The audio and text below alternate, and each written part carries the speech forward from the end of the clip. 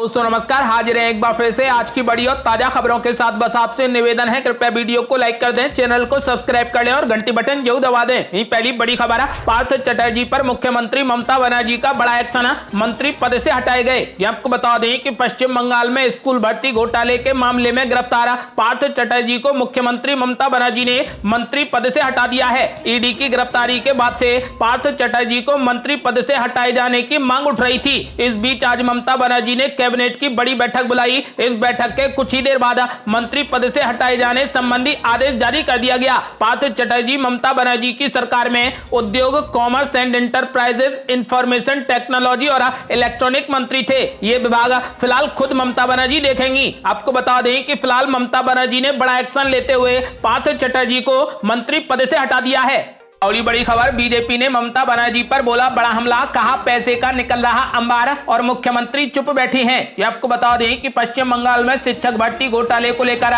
ED की कार्रवाई चल रही है। एक के बाद एक छापों में 50 करोड़ रुपए के करीब बरामद किए गए हैं, तो वहीं लगभग 8 किलो सोना भी बरामद हुआ है। इस मामले पर बीजेपी ने एक बार फिर मुख्यमंत्री ममता बनर्जी पर बड़ा हमला बोला है। बीजेपी नेता और केंद्रीय मंत्री मीनाक्षी लेखी ने ममता बनर्जी पर हमला करते हुए कहा कि एक तरफ जहां पैसों का मिल रहा है, तो वहीं दूसरी तरफ ममता बनर्जी चुप बैठी हैं। जहां पर मन माटी मानुष की बात की जा रही थी, वहां अब मनी मनी और मनी निकल रही है। मीनाक्षी लेखी ने पत्रकारों से बात करते हुए कहा कि अर्पिता मुखर्जी के 2 बयान आए हैं, जिसमें उन्होंने कहा कि पार्थ चटर्जी ने उनके घर को एटीएम बना दिया था। दूसरा, अर्पिता ने कहा कि नीचे से ऊपर तक पैसा जाता था। मीनाक्षी लेखी ने कहा कि नीचे वाले कौन हैं ये तो समझ में आ गया, लेकिन ऊपर वाले कौन हैं ये भी सामने आना चाहिए।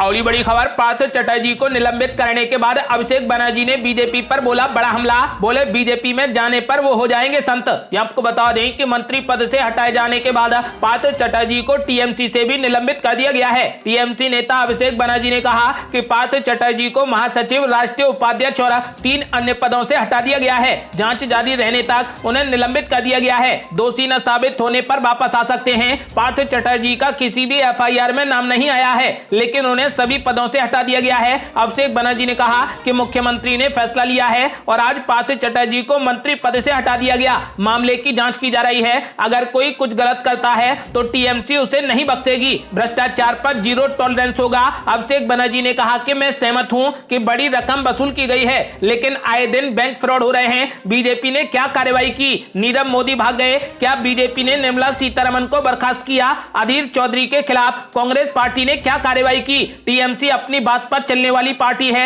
मैं ये बात काल्पनिक रूप से कह रहा हूं कि अगर पार्थ चटर्जी 2 महीने बाद बीजेपी में चले जाते हैं तो वे संत बन जाएंगे। चूंकि वो टीएमसी में हैं, इसलिए ये सब हो रहा है। और बड़ी खबर, राष्ट्रपति पर विवादित बयान देने वाले अधीर रंजन चौधरी का बड़ा ऐलान, बोले द्रौपदी मुर्मू से मिलकर मांगूंगा माफी। ये आपको बता दें कि कांग्रेस नेता अधीर रंजन चौधरी के द्वारा राष्ट्रपति द्रौपदी मुर्मू को लेकर दिए गए विवादित बयान पर बीजेपी ने कांग्रेस को घेर लिया है। इस मामले पर अब अधीर रंजन चौधरी ने खुद सफाई दी है और राष्ट्रपति से माफी मांगने की बात कही है। साथ ही कांग्रेस नेता अधीर रंजन चौधरी ने कहा कि वो राष्ट्रपति से माफी मांगेंगे, लेकिन किसी और से नहीं। अधीर रंजन चौधरी ने कहा कि जब रिपोर्टर ने टोका तो मैं भीड़ में सुन नहीं पाया। चूक हुई है। 3 बार मैंने राष्ट्रपति कहा और 1 बार राष्ट्रपत्नी निकल गया। राष्ट्रपति द्रौपदी मुर्मू से मिलकर मैं उनसे माफी मांगूंगा। मैंने परसों का समय मांगा है, उन्होंने साफ कर दिया है। मैं इन पाखंडियों से माफी नहीं मांगूंगा। मुझसे चूक हुई है। उन्होंने कहा कि मैं बंगाली हूं, हिंदी भाषी व्यक्ति नहीं हूं। मेरी जुबान फिसल गई। मैंने कभी देश के सर्वोच्च पद का अपमान करने का इरादा नहीं किया।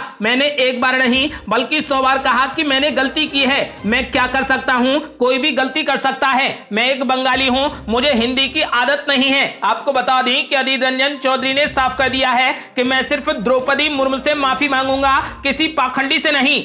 और ये बड़ी खबर, भाजपा ने निकाली चोर धरो जेल भरो रैली, मुख्यमंत्री ममता बनर्जी का मांगा इस्तीफा। ये आपको बता दें कि पश्चिम बंगाल शिक्षक भर्ती घोटाले को लेकर बंगाल भाजपा ने गुरुवार को चोर धरो जेल भरो रैली निकाली। भाजपा अध्यक्ष सुकांत मजूमदार ने इस रैली का नेतृत्व किया। उन्होंने कहा कि मुख्यमंत्री चोर हैं, उनके मंत्री चोर हैं, यानी पूरी सरकार ही चोर है। मुख्यमंत्री ममता बनर्जी को तुरंत इस्तीफा देना चाहिए, क्योंकि उनकी जानकारी के बिना कुछ भी नहीं हो सकता। जो पैसा मिला है उसका दायित्व लेने से तृणमूल कांग्रेस बच रही है। ये तो केवल 25% है और बाकी 75% असली लोगों के पास है। आपको बता दें कि उन्होंने मुख्यमंत्री ममता बनर्जी से तुरंत इस्तीफा मांगा है। अगली बड़ी खबर, अधीर रंजन चौधरी ने सत्ता पक्ष को थमा दिया नया मुद्दा। भाजपा ने संसद से लेकर सड़क तक किया जमकर विरोध। आपको बता दें कि राष्ट्रपति द्रौपदी मुर्मू के लिए आपत्तिजनक शब्दों का प्रयोग कर कांग्रेस नेता अधीर रंजन चौधरी ने सत्ता पक्ष को नया मुद्दा थमा दिया है। भाजपा ने कांग्रेस को महिला विरोधी बताते हुए संसद में इसका कड़ा विरोध किया है और सड़क पर उतरकर कांग्रेस के खिलाफ प्रदर्शन किया है। पार्टी ने कांग्रेस नेता सोनिया गांधी से माफी मांगने के लिए कहा है। संसद में महंगाई और ईडी के मामलों पर पिछड़ रही भाजपा को अधीर रंजन चौधरी के बयान से ताकत मिल गई है और वो अब कांग्रेस पर हमलावर हो गई है। विपक्ष लगातार महंगाई के मुद्दे पर सत्ता पक्ष से चर्चा की मांग कर रहा था, लेकिन अलग अलग कारणों से इस मुद्दे पर चर्चा नहीं हो पा रही थी, जिससे यह संकेत जा रहा था कि सरकार इस मुद्दे पर चर्चा करने से भाग रही है। साथ ही देश के अलग अलग हिस्सों में विपक्ष के नेताओं पर ईडी की कार्रवाई हो रही है। इससे भी विपक्ष को सरकार का विरोध करने का नैतिक बल मिल रहा था, लेकिन अधीर रंजन चौधरी के एक बयान ने पूरा पासा ही पलट दिया है। अब भाजपा हमलावर हो गई है और विपक्ष बैकफुट पर आ गया है। आपको बता दें कि भाजपा ने राष्ट्रपति पद के लिए एक आदिवासी महिला को सामने लाकर स्वयं को महिला हितैषी होने और आदिवासी हितों की रक्षक करार देने का रणनीतिक संकेत देने की कोशिश की है। आपको बता दें कि स्मृति ईरानी ने लोकसभा में कांग्रेस पर करारा हमला करते हुए कहा कि कांग्रेस का चरित्र महिला विरोधी है। उन्होंने आरोप लगाया कि कांग्रेस नेता राष्ट्रपति द्रौपदी मुर्मू का अपमान केवल इसलिए कर रहे हैं क्योंकि वे एक महिला और आदिवासी हैं। उन्होंने कहा कि देश ये अपमान स्वीकार नहीं करेगा और कांग्रेस नेता सोनिया गांधी को इसके लिए तुरंत देश से माफी मांगनी चाहिए। और बड़ी खबर, अखिलेश यादव ने ओपी राजभर को दे दी झाड़ फूक कराने की सलाह, कहा उनके अंदर किसी और की आत्मा घुस गई है। ये आपको बता दें कि रामपुर और आजमगढ़ में समाजवादी पार्टी को मिली करारी हार के बाद से लगातार जुबानी तीर चला रहे सुभाषपा प्रमुख ओपी राजभर को लेकर अखिलेश यादव ने कहा कि राजभर के अंदर किसी और की आत्मा घुस गई है। यही नहीं, अखिलेश यादव ने कहा कि ओपी राजभर को झाड़ फूक करानी चाहिए। पिछले दिनों समाजवादी पार्टी ने ओपी राजभर से दो टूक शब्दों में गठबंधन तोड़कर चले जाने को कहा था। समाजवादी पार्टी ने बाकायदा बयान जारी करा खुल्लम खुल्ला कहा था कि अगर उन्हें लगता है कि उनको कहीं और ज्यादा सम्मान मिलता है तो उन्हें वहां चले जाना चाहिए। आपको बता दें कि समाजवादी पार्टी से बात बिगड़ने के बाद राजभर ने दलितों और पिछड़ों का मुद्दा उठाते हुए बसपा से नजदीकी बढ़ाने की कोशिश की। उन्होंने मायावती और बसपा की तारीफ भी की, लेकिन बसपा की तरफ से भी कोई भी प्रतिक्रिया नहीं आई। उल्टा मायावती के भतीजे और बसपा के नेशनल कोऑर्डिनेटर आकाश आनंद ने ट्वीट कर इशारों ही इशारों में राजभर पर निशाना साधते हुए कहा कि यूपी की पूर्व मुख्यमंत्री मायावती के शासन प्रशासन अनुशासन की पूरी दुनिया तारीफ करती है। कुछ अवसरवादी लोग बहन जी के नाम के सहारे अपनी राजनीतिक दुकान चलाने की कोशिश करते हैं। ऐसे स्वार्थी लोगों से सावधान रहने की जरूरत है। फिलहाल राजभर ना इधर के हैं और ना उधर के, बल्कि बीच मझदार में फंसे हुए हैं। आपको बता दें कि फिलहाल अखिलेश यादव ने राजभर पर हमला बोलते हुए कहा कि उनके अंदर किसी और की आत्मा घुस गई है, उन्हें झाड़ फूक कराना चाहिए। और बड़ी खबर, बाबा विश्वनाथ पर चढ़ने वाले दूध पर भी लगा दिया टैक्स। बनारस में अखिलेश यादव ने पीएम मोदी पर बोला बड़ा हमला। आपको बता दें कि सपा अध्यक्ष अखिलेश यादव ने दूध पर जीएसटी को लेकर केंद्र की मोदी सरकार पर जोरदार हमला बोला। इस बार वाराणसी से हमला बोलते हुए सीधे काशी विश्वनाथ से इसे जोड़ते हुए कहा कि बाबा पर चढ़ने वाले दूध दही पर भी टैक्स लगा दिया है। भाजपा पर प्रहार करते हुए अखिलेश यादव ने कहा कि उन्हें भाजपा से धर्म सीखने की जरूरत नहीं है। भाजपा धर्म का इस्तेमाल कर राजनीति करने वाली पार्टी है। जैनपुर में पार्टी नेता के घर जाने से पहले वाराणसी में मीडिया से बात करते हुए अखिलेश यादव ने कहा कि केंद्र की अग्निपथ योजना पर उन्होंने जोरदार हमला बोला। उन्होंने कहा कि नौजवान सेना में स्थायी नौकरी के लिए जाना चाहते हैं, उन्हें देश की लंबे समय तक सेवा करने की चाहत है, वो देश सेवा पर कुर्बान होना चाहते हैं। शिवपाल यादव के बाबत कहा कि उन्हें लगता है कि मैं चाचा का सम्मान नहीं कर पा रहा था, इसलिए उन्हें स्वतंत्र कर दिया। अब वो अपनी दोबारा अलग से पार्टी बनाकर किसानों असहाय गरीबों की सेवा करें। वहीं बुंदेलखंड एक्सप्रेसवे पर गड्ढे पर कहा कि मानकों का ध्यान निर्माण में नहीं रखा गया, लोगों की जान जा रही है, इसकी जांच होनी चाहिए। इस दौरान उन्होंने पार्टी नेताओं को सदस्यता अभियान में तेजी लाने के भी निर्देश दिए हैं। आपको बता दें कि अखिलेश यादव ने मोदी सरकार पर हमला बोलते हुए कहा कि बाबा विश्वनाथ पर चढ़ने वाले दूध पर भी मोदी सरकार ने टैक्स लगा दिया है।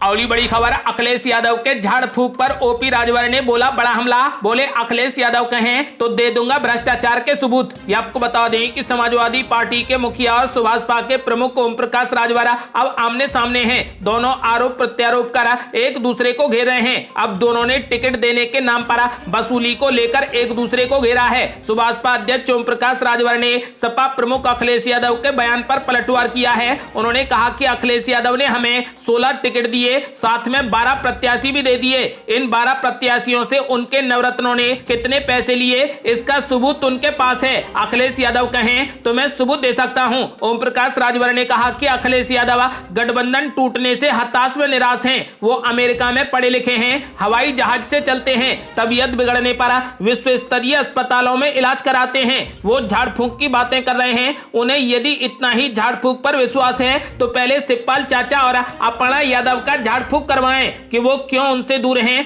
सच्चाई ये है कि भूत तो अब अखिलेश यादव को पकड़े हैं। अगली बड़ी खबर, ममता बनर्जी की फिर से बड़ी मुश्किलें। अर्पिता मुखर्जी का एक और फ्लैट मिला। ईडी को चाबी की तलाश, 2 घरों से अब तक मिले 53 करोड़ रुपए। आपको बता दें कि पश्चिम बंगाल की ममता सरकार में अब बहुचर्चित एसएससी शिक्षक भर्ती घोटाले में भारी भ्रष्टाचार के सबूत मिल रहे हैं। ईडी ने मामले में गिरफ्तार पूर्व शिक्षा व मौजूदा संसदीय कार्य मंत्री पार्थ चटर्जी की करीबी अर्पिता मुखर्जी के एक अन्य फ्लैट पर छापा मारकर 30 करोड़ रुपए से ज्यादा बरामद किए हैं। यहाँ मिली नकद राशि को ईडी की टीम को 20 संदूकों में भरकर ट्रक में ले जाना पड़ा। सूत्रों के अनुसार अर्पिता मुखर्जी के ठिकानों से अब तक कुल 53.22 करोड़ रुपए नकद मिले हैं। यही नहीं, ईडी को अर्पिता मुखर्जी का अब एक और फ्लैट मिला है। ईडी के अधिकारी और केंद्रीय बल मौके पर पहुंच गए हैं। फ्लैट नंबर B404 है। अभी तक फ्लैट की चाबी नहीं मिली है। बताया जा रहा है कि अगर चाबी नहीं मिलती है तो ईडी के अधिकारी ताला तोड़कर फ्लैट में प्रवेश करेंगे। आपको बता दें कि फिलहाल ये ईडी की तीसरी छापेमारी है। ईडी इससे पहले 2 बार छापा मार चुकी है, जिसमें 53.22 करोड़ रुपए नकद बरामद हुए हैं। इसके अलावा 3 करोड़ रुपए का सोना भी बरामद हुआ है। आपको बता दें कि फिलहाल अब यह तीसरी बार होगा जब ईडी छापेमारी कर रही है। अभी तक फ्लैट की चाबी नहीं मिली है। यदि चाबी नहीं मिलती है तो ईडी ताला तोड़कर अंदर प्रवेश करेगी।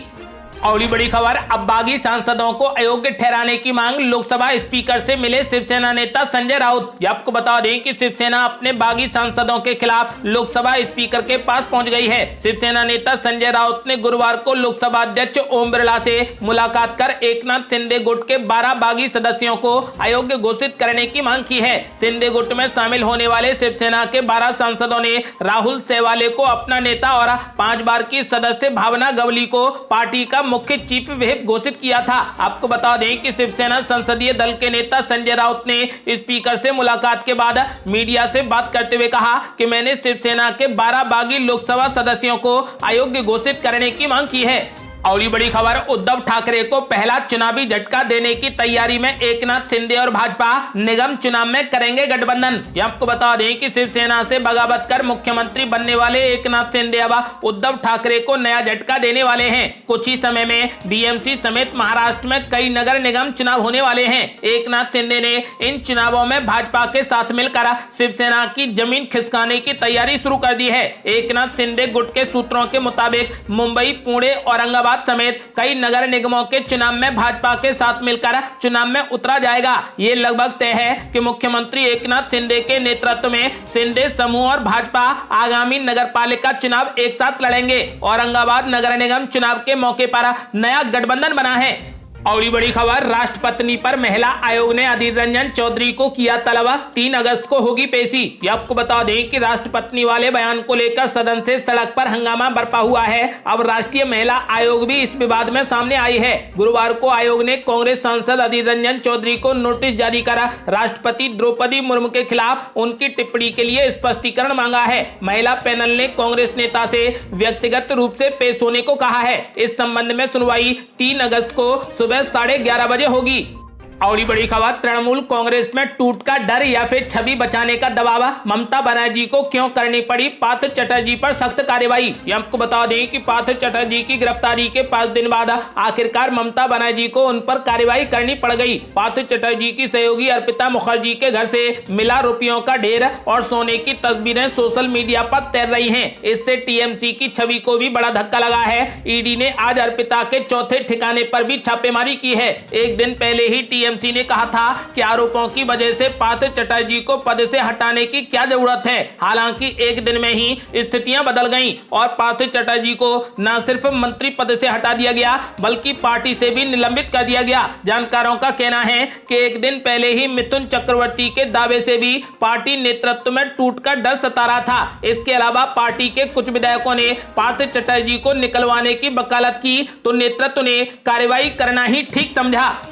और बड़ी खबर, एकनाथ शिंदे ने उद्धव ठाकरे को दे दिया एक और बड़ा झटका। कई नेताओं ने शिंदे खेमे को दिया अपना समर्थन। आपको बता दें कि मुख्यमंत्री एकनाथ शिंदे अपने पुराने बॉस को लगातार झटका दे रहे हैं। पहले उनसे मुख्यमंत्री की कुर्सी छीन ली और अब पार्टी में भी लगातार सेंधमारी कर रहे हैं। शिंदे के द्वारा झटका देने का सिलसिला उद्धव ठाकरे के जन्मदिन के दिन भी जारी रहा। आज शिवसेना के कई नेता और पदाधिकारियों ने एकनाथ शिंदे खेमे को अपना समर्थन दे दिया है। ये थी अब तक की बेहद बड़ी खबरें।